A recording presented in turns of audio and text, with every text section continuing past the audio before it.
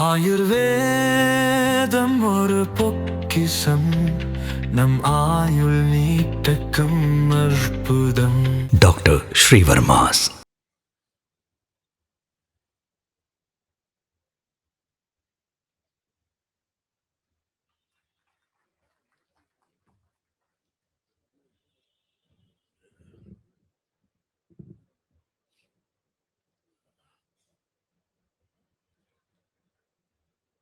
அல்லாஹ் என நான் அழைக்கும் முன்னர்,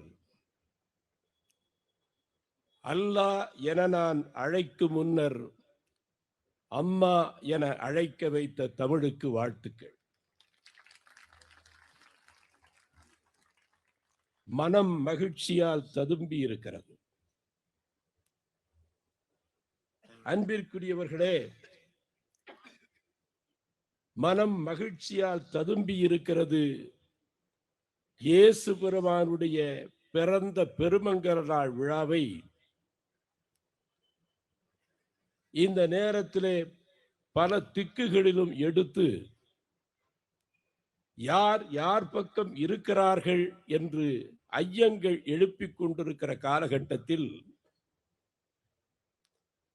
நான் எப்பொழுதும் பாதிக்கப்பட்ட, ஆதிக்கத்திற்கு அடிமைப்பட்ட மக்கள் பக்கம் நிற்பேன் என்று சொல்லக்கூடியவர்.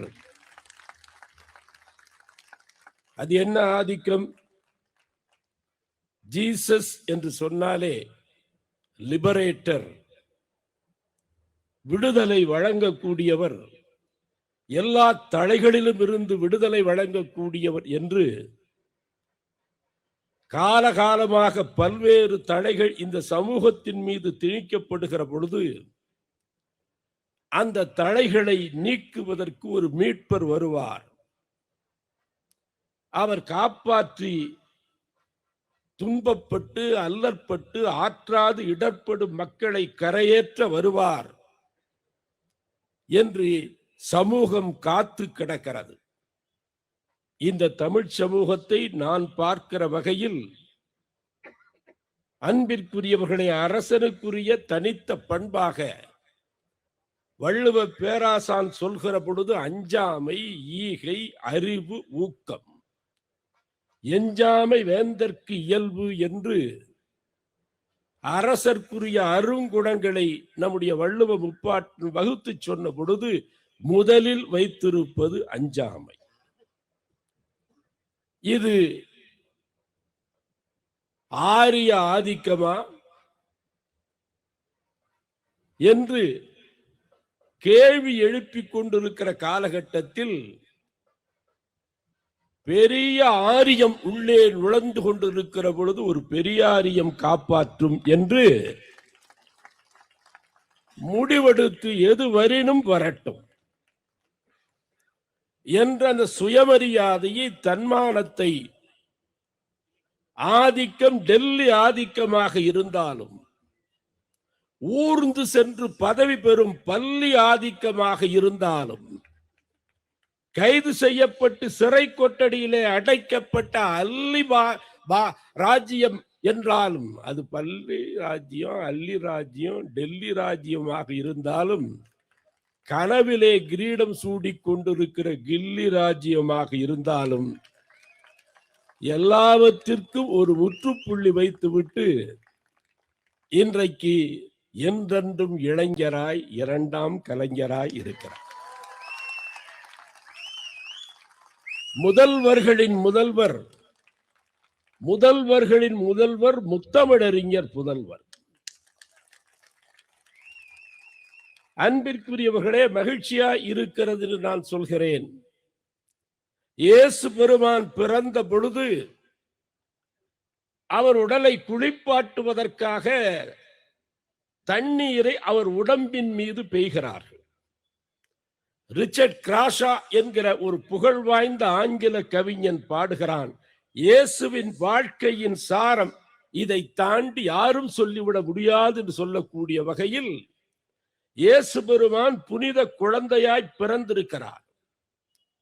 பிறந்திருக்கிற அந்த குழந்தையின் மீது தூய்மைப்படுத்துவதற்காக தண்ணீர் தெளிக்கப்படுகிறது. ரிச்சர்ட் கிராஷா எழுதுகிறான், புனிதர் இயேசு என்கிற குழந்தை இயேசுவின் தண்ணீர் விழுந்தது, தண்ணீர் தன்னைத்தானே கழுவிக்கொண்டது என்று எழுதுகிறார். உலகத்தின் சர்வ அழுக்குகளையும் தண்ணீர் கழுவும். தண்ணீரையே கழுவக்கூடிய அந்த புனித மேனி என்று குறிப்பிட்டு சொல்கிறார். ரிச்சர்ட் கிராஷாவை பின்தொடர்ந்து அப்துல் காதர் சொல்கிறேன், திராவிட மாடல் அரசின் ஆஸ்தான கவிஞர் இல்லை, தோஸ்தான கவிஞர். நான் சொல்லுகிறேன், புனித இயேசு என்கிற குழந்தையின் மீது தண்ணீர் விழுந்தது, வழிகிற பொழுது கண்ணீராய் பிரிந்தது. இந்த உடம்பை விட்டு பிரிகிறோமே என்று அனைத்து ஆதிக்கங்களையும் தடைகளையும் விட்டு புதிய விடுதலை இந்த மண்ணிலே மலர வேண்டும் என்பதற்காக ஒரு அறிவு படையெடுப்பை இன்றைக்கு தொடங்கி இருக்கிறீர்கள். நான் மகிழ்ந்து சொல்கிறேன், திராவிட முன்னேற்ற கழகம் என்பது வெறும் அரசியல் இயக்கமாக பார்க்கவில்லை, இது ஒரு தமிழ் இராணுவம் என்று நான் உணர்கிறேன். அதிகம் பேச வாய்ப்பில்லை என்றாலும் இத்தனை கூட்டத்தை சேகரித்திருக்கிறான் ஒருவன், அவன்தான் சேகர்பாபு. சேகர்பாபு என்பது மட்டுமில்லை, மதவெறி யானையின் பாகர் பாபு அது என்று சொன்னால் பொருத்தமாக இருக்கும் என்று நான் கருதுகிறேன். ஒன்றே ஒன்றுதான். தொலைக்காட்சி நிகழ்ச்சி நான் நடத்திய பொழுது, ஒருமுறை மாணவர்களுக்காக நடத்திய பொழுது மாணவர்களை பார்த்து கேட்டேன், வேடந்தாங்கலுக்கு பறவைகள் எங்கிருந்து வருகின்றன? ஒரு மாணவர் சைபீரியா, இன்னொரு மாணவர் ரஷ்யா, இன்னொரு மாணவர் பிரஷ்யா, இன்னொரு மாணவர் ஆஸ்திரேலியா. ஒவ்வொரு மாணவராக நான் கேள்வி கேட்க கேட்க வேடந்தாங்கலுக்கு பறவைகள் எங்கிருந்து வருகின்றன ஒவ்வொரு நாட்டை சுட்டிக்காட்டி சொன்ன பொழுது கம்பீரமான ஒரு குரல் எழுந்தது. ஒவ்வொரு நாட்டிலே இருந்து பறவைகள் வரவில்லை, முட்டையில் இருந்துதான் பறவைகள் வருகின்றன. அதுதான் மூல ஆதாரம். அந்த முட்டையில் இருந்து பொறிக்கப்பட்டு 8 திக்கும் பறக்கிற பறவைகளாகத்தான் மக்கள் வாழ்கிறார்கள். அப்படி மக்கள் வாழக்கூடிய இந்த சமூகத்தில் இணக்கம் வேண்டும் என்பதை இன்றைக்கு நம்முடைய முதல்வர் அவர்களுடைய ஒரு தனித்த முத்திரை சிறப்பு எது என்பதை நான் எண்ணி பார்த்த பொழுது நான் மகிழ்ந்து சொன்னது, நான் மதுரையில் பிறந்தவன், மதுரை என்னுடைய தொட்டில் பகுதி. அங்கே மக்களுக்கிடையே ஒற்றுமையை குலைத்து ஒரு மிகப்பெரிய கலகத்தை, ஒரு சதியென அடைகாத்து கொண்டிருந்த அந்த காலகட்டத்தில் ஆட்சியில இருக்கிறவர் வடக்கு என்ன சொல்லும், இடக்கு என்ன செய்யும் என்று மடங்கி போகாமல் அடங்க மறு, அத்து மீறு, என்ன எங்களை ஒரு அறவழியில் அன்பு வழியில் நடந்து போகிற எங்களை நீ எந்த தருணத்திலும் பிரிக்க முடியாது என்கிற காரணத்தால், அன்பிற்குரியவர்கள் எவ்வளவு கொடுமை பாருங்க. ஒரு தர்காங்கிறது ஒரு சமாதி. இந்த நாட்டிலே ஏகத்துவத்தை வளர்க்க வேண்டும் என்று கருதி வந்த ஒரு சூஃபி ஞானி அடக்கம் செய்யப்பட்டிருக்கிற இடம், ஒரு நினைவிடம். அதற்குள்ளே அவருடைய உடல் அடக்கம் செய்யப்பட்டிருக்கிறது. நான் நினைத்து பார்க்கிறேன், சிறுபான்மை மக்களுக்கு சமாதியில் கூட பாதுகாப்பில்லை என்ற சூழ்நிலை வந்துவிடக் கூடாது என்கிற காரணத்தால் திராவிட மாடல் அரசு இறங்குகிறது. அலறி பிழைத்து பிடரியில் பின்னங்கால் பட 8 திக்கும் சிதறி ஓடிக்கொண்டிருக்கிறது ஏவி விடப்பட்ட அந்த கும்பல் என்பதை எண்ணி பார்க்கிற பொழுது நான் மகிழ்ந்து சொல்கிறேன், வீரமா முனிவருக்கு வைத்த பெயர் தைரியநாதர். தைரியநாதரின் வடிவம் இதோ இங்கே அமர்ந்திருக்கிறது. எனக்கு மகிழ்ச்சி. உரையை நிறைவு செய்கிறேன். என புள்ள வந்துருச்சு, இதுக்கு மேல நீடிக்க முடியாது. ஒன்றை சொல்லி நான் நிறைவு செய்கிறேன். அன்பிற்குரியவர்களே, இந்த உறுதிப்பாடு இருக்கிறது. ஐஸ் கட்டியை போட்டு இஸ்திரி செய்ய முடியாது. உறுதியாக ஒரு அரசாங்கம் எந்த பக்கம் நிற்கிறது என்பதை எண்ணி பார்க்க வேண்டும். அதை மிக தெள்ளத் தெளிவாக எந்த குழப்பமும் சலனமும் இல்லாமல் இன்றைக்கு எடுத்துக் கொண்டிருக்கக்கூடியது திராவிட மாடல் அரசு என்பதை டில்லியின் செவி பறைகள் கிழியக்கூடிய வண்ணம் இந்த கிறிஸ்துமஸ் விழா எடுத்துரைக்கட்டும். ஒரு அன்புமயமான ஒப்பற்ற ஒரு மனிதர்.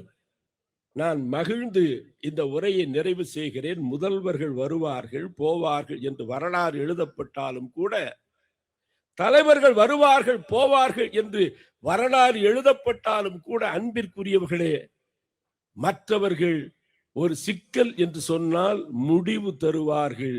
விடிவு தருவது சூரியன் தான். பகலிலே சந்திரனை பார்க்க போனேன் என்று பழைய பாடல் இருக்கிறது. அப்படி இல்லை. பகலிலே நட்சத்திரத்தை பார்க்க போன ஒரு கூட்டம் நெரிசனம் ஆகி, தரிசனம் பார்க்க போனவர்கள் நெரிசனமாகி மரிசனம் ஆன ஒரு கொலைபாதகம் 41 உயிர்களை கொன்று குவித்த பொழுதும் கூட அரசு அந்த இயேசு மன்னியும் என்று சொன்ன அந்த வார்த்தையை மனதிலே வைத்துக் கொள்ளாமல் இன்னார் இனியார் என்று பாராது தன் கூட்டத்திற்கு வரக்கூடிய மக்கள் செத்து போவார்கள் என்று யாரால் எந்த தலைவராவது விரும்புவார்களா என்ற ஒரு வார்த்தை இந்த உதடுகளிலே இருந்து பிறந்த வார்த்தை. இங்க பார்த்தா எங்க பார்த்தாலும் ஃபாதர்களுக்கு மத்தியில் காதர் நான் நிற்கிறேன். ஒன்று சொல்கிறேன், தான் வாழும் காலமெல்லாம் நான் மனதால் போற்றுகிற முத்தமிழ் அறிஞர் கலைஞர் தன் தந்தை என்று தெரிந்தும் கூட, உலகம் அறிந்தும் கூட, தலைவரே தலைவரே தலைவரே என்று அப்பாவை அழைத்த இந்த பெருந்தகை, தலைவரே தலைவரே தலைவரே என்று அப்பாவை அழைத்த அந்த கடைசி நேரத்தில் கூட நான் அப்பா என்று ஒரு முறை அழைத்துக் கொள்ளட்டுமா என்று உலகத்தின் மரணத்தின் விழிகளிலும் கண்ணீரை வரவழைக்கக்கூடிய அந்த வார்த்தையை நம்முடைய முதலமைச்சர்கள் சொன்னார்கள். காலமெல்லாம் அப்பாவை தலைவரே தலைவரே என்று அழைத்தது போக நம் தலைவரை அப்பா அப்பா என்று அழைத்துக் கொண்டிருக்கிறார். அதனால மிஸ்டர் ஸ்டாலின் இல்லை, ஃபாதர் ஸ்டாலின் என்று காதர் சொல்லி வாழ்த்துகிறேன். நன்றி.